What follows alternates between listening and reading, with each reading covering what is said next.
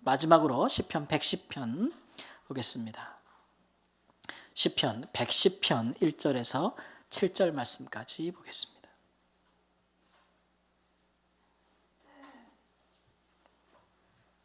시편 110편 1절 말씀.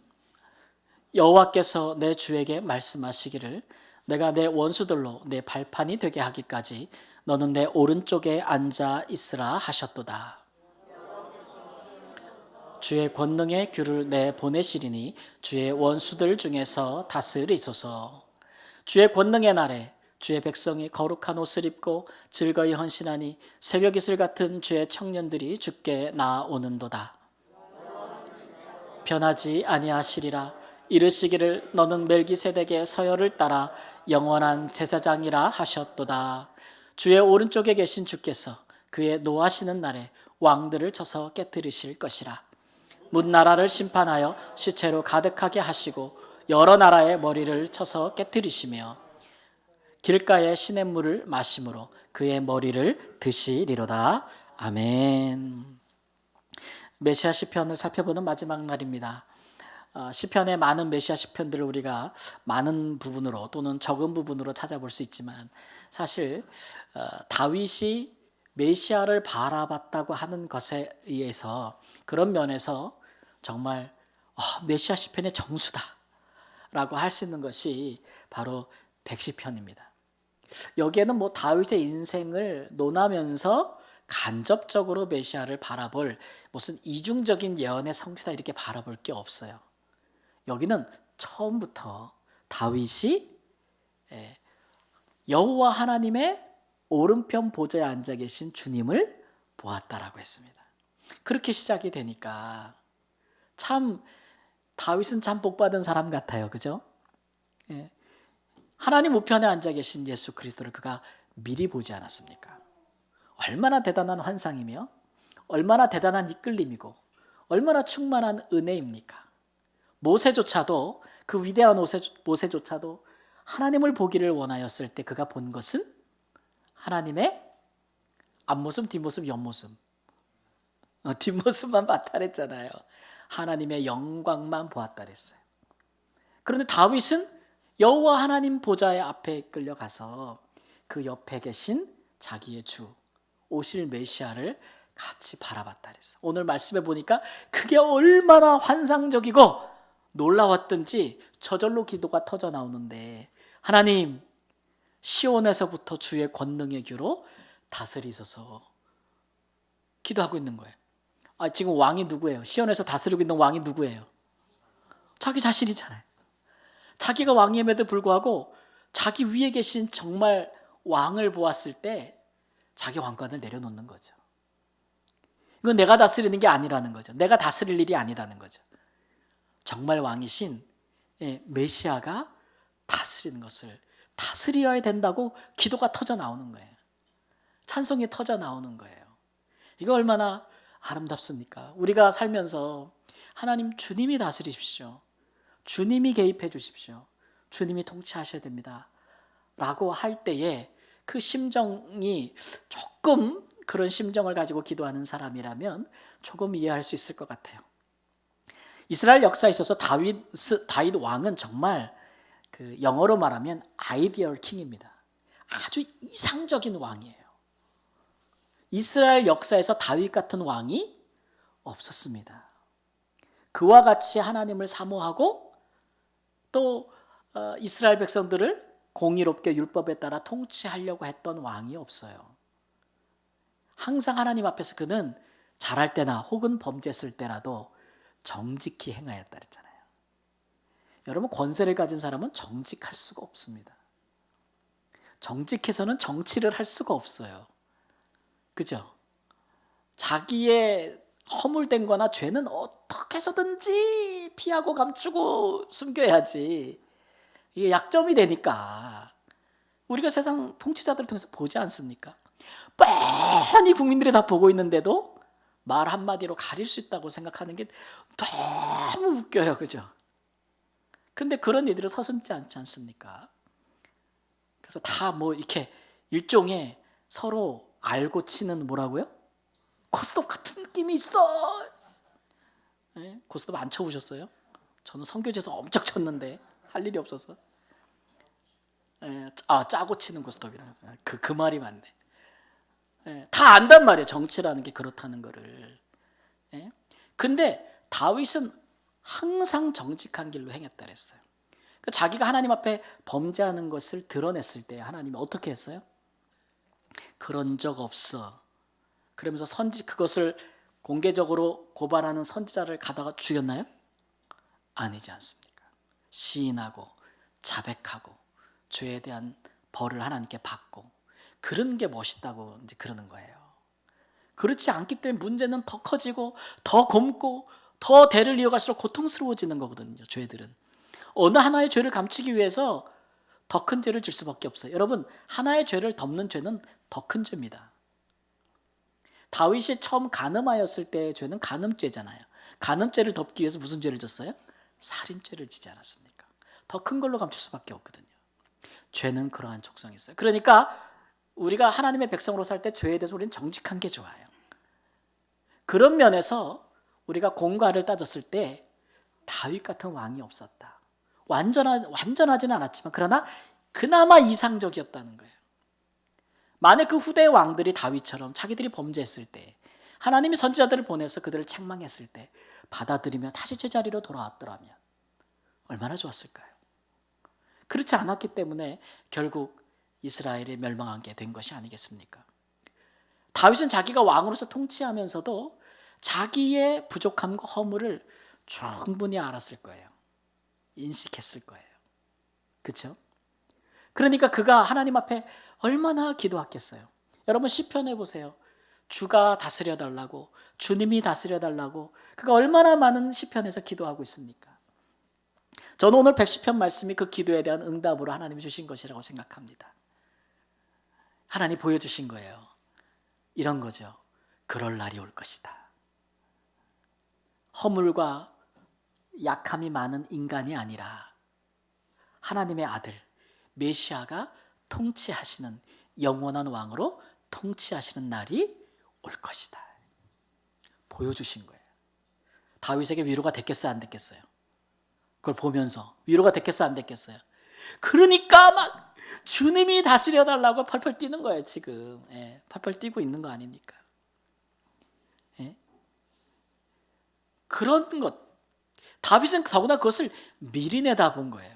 일어나기도 전에. 이 사건은 지금 언제 일어날 겁니까? 하나님의 아들 메시아가 이 땅에 오셔서 우리를 위해 십자가를 지시고 그의 무죄함을 우리 하나님께서 높이셔서 그가 부활하시고 승리하셔서 하나님 보좌 어느 쪽에? 우편에 앉으신 것을 본 거잖아요. 다윗과 우리는 지금 시점이 달라요. 그죠? 다윗은 그리 일어나기 전에도 그것을 내다본 것이고 우리는 지금 예수님이 어디 계신 거예요? 하나님 우편에 계신 이후에 그가 부활 상천 이시하신 이후에 우리는 태어난 사람들이에요. 그죠? 그러니까 다윗이 참 대단한 거죠. 예수님께서 부활 승천하셔서 하나님의 보좌 우편에 오르신 것은 팩트예요. 사실이에요. 그러나 그 일이 일어나기도 전에 그것을 바라본 자가 이토록 기뻐하고 이토록 즐거워하고 이토록 기도하였거든. 그 일이 일어난 후에 그것을 믿는 사람은 다윗보다 더 어때야 되겠어요? 내가 본 적 없는데 뭐 그 옛날에 일어난 거 내가 봤어? 그렇게 얘기할 게 아니라는 거죠. 일어난 후에 그것을 믿는 자는 다윗보다 더 기뻐하지 못할 이유도 없고 다윗보다 더 기도하지 못할 이유도 없다는 거죠. 더군다나 우리는 그 하나님 우편에 계신 메시아가 다시 오셔서 영원한 나라와 영원한 통치를 이루어질 것에 더 가까워진 사람들이잖아요. 더 가까운 사람들. 그러니까 이 일에 대해서 우리가 잘 핑계를 못해요. 이게 예언이라는 게 참 이런 면목이 있어요. 우리가 막 힘들다, 죽겠다 막 이러잖아요. 그럼 우리 하나님이 그런 걸 막 예를 들어요. 옛날에 저 구약에 이스라엘 백성들 그런 얘기 많이 하잖아. 저기 이방 나라에 과부가 하나 있었는데 그 과부도 이방 여인이지만 선지자를 만나서 말씀을 듣고 그렇게 하나님 앞에 헌신하고 복을 받았거든. 옛날에 진짜 이스라엘에 문둥병 걸린 사람이, 피부병 걸린 사람들이 많았는데, 그죠? 누가 고침을 받아요? 저 이방 나라의 군대 장관 출신인 나만이라는 사람이 선지자로 말미암아 깨끗함을 받잖아요. 그게 뭐가 되는 거예요? 그런데 오늘날 너희들은 이렇게 되는 거잖아요. 그들도 믿었거든. 그보다 더 큰 증거를 가진 너희들은 왜 못 믿니? 이런 거잖아요. 항상 그런 거예요. 그래서 구약의 이런 예언과 이런 다윗 같은 얘기도 우리에게 도전하는 말씀이에요. 그 일이 이루어지기 전에라도 그것을 바라보면서 기뻐하면서 왕으로서의 하나님 앞에서 최선을 다한 다윗도 있는데, 그 일이 일어난 이후에 믿음을 가진 너희들은 왜 그렇게 하지 못하느냐 라는 일종의 강한 도전의 메시지가 항상 우리에게 오는 거거든요. 여러분, 예수님의 통치를 얼마나 사모하십니까? 예수님께서 그 오셔서 이 땅 가운데 이루실 하나님의 나라를 꿈꾸기는 하십니까? 어떤 분들이 제일 무서워하는 게 예수님 재림이야. 다 이루어져도 예수님만 다시 안 오셨으면 좋겠어. 왜냐하면 내가 좋은 대접을 못 받을 것 같아, 예수님한테. 내 지금 사는 모습 꼴이 그래가지고 지은 죄가 많아서 예수님이 오시면 큰일 날 것 같아. 그래서 전도도 안 하는가? 그렇게 말하는 사람들도 있어요. 그건 아니죠. 그렇죠? 오늘 다윗이 예수님이 오셔서 이제 그 왕이 된 모습을 보면서 그가 통치하실 때 어떤 일이 일어날 것에 대해서 얘기하잖아요. 하나님의 백성들은 어떤 일이 있어요? 즐거이 헌신한다 그랬어요. 즐거이 헌신한다. 새벽 이슬 같은 청년들이 주님께 나온대. 요즘 우리 한국교회 새벽 이슬 같은 청년들이 안 나오잖아. 다 어디 갔어? 교회가 이런 주님의 통치를 상실하고 사모하지 않고 있다는 거예요. 교회가 너무 현세적이고 너무 세속적이고 바라는 것이 땅에 속한 것뿐이면, 그죠? 그러면 이런 일들이 일어나지 않는 거예요.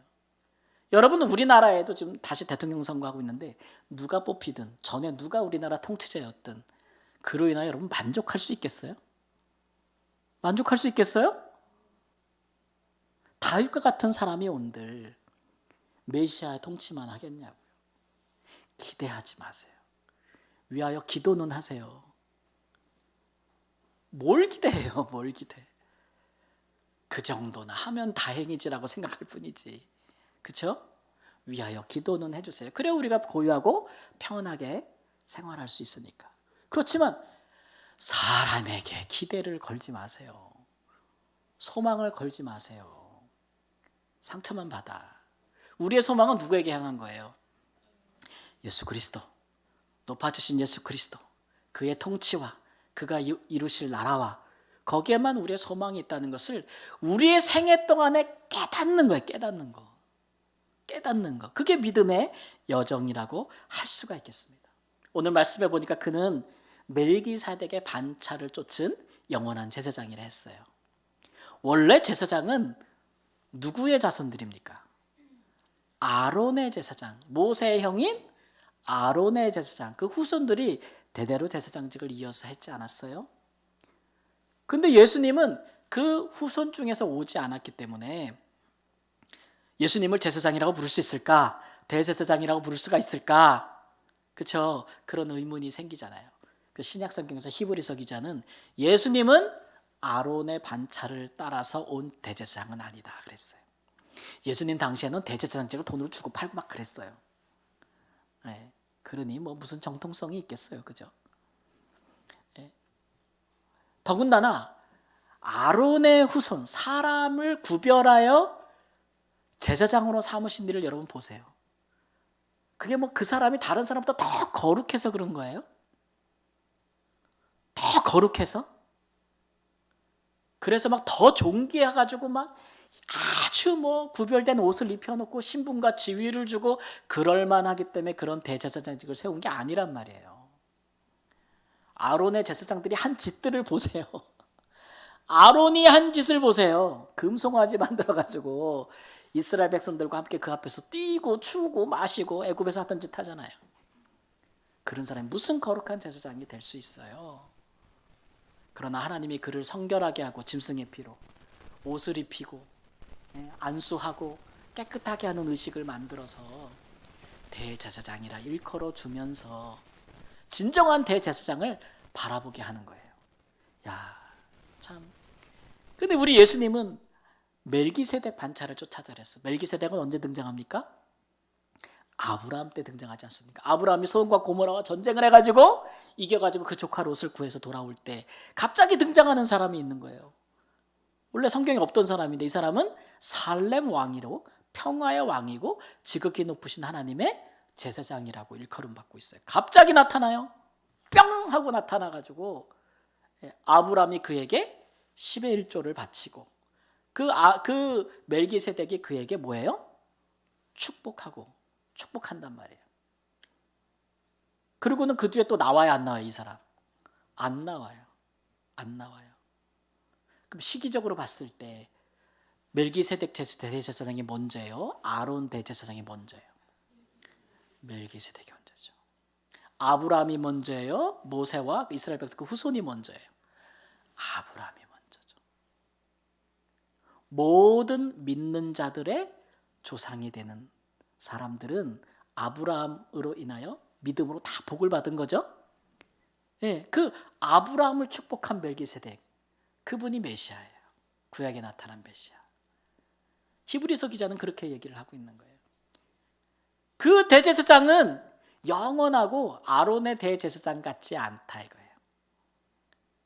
영원한 제사장이요 평화의 왕이라. 우리 예수님은 그래요. 우리 예수님은 우리와 더불어서 우리를 위한 대제사장인데 우리를 하나님과 영원하게 화평하게 하신 줄 믿습니다. 하나님과 영원히 화목하게 하신 분이에요. 지금부터 영원토록 세세토록. 그런 분이 우리 대제사장으로 계시다. 성경적으로도 이야기하고 있는 것이죠. 뿐만 아니라 메시아 통치자 그분은 이제 열방을 심판하실 분이라고 말씀하고 있어요.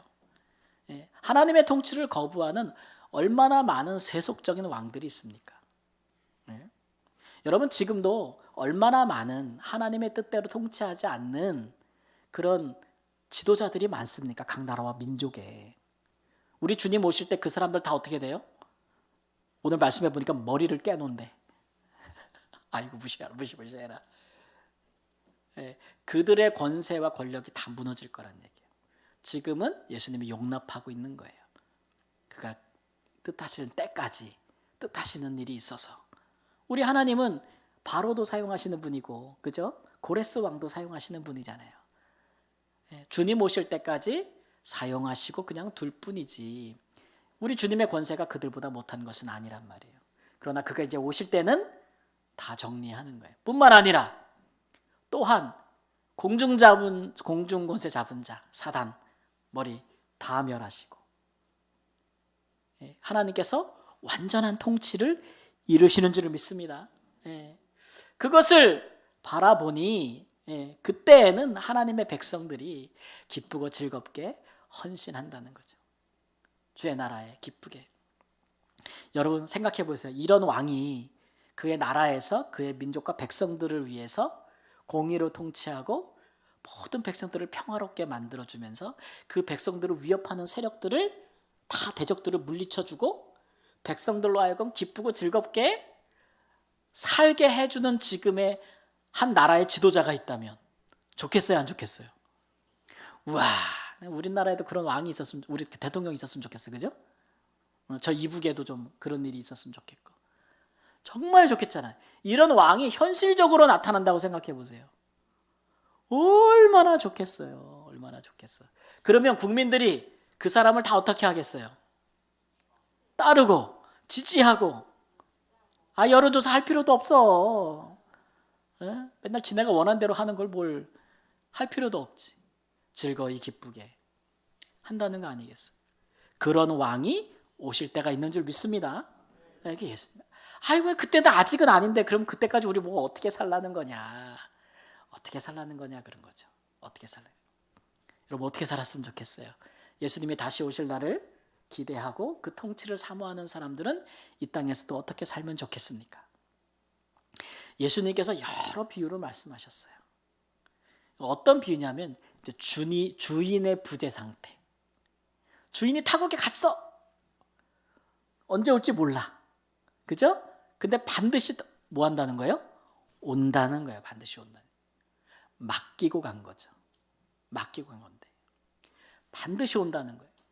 이럴 때 우리는 어떻게 살아야 되냐? 이 과도기에 어떻게 살아야 되냐 그럴 때 그 달란트 비유에서 예수님께서 말씀하신 건 뭐냐 하면 주인에 대해서 오해하지 말라는 거죠.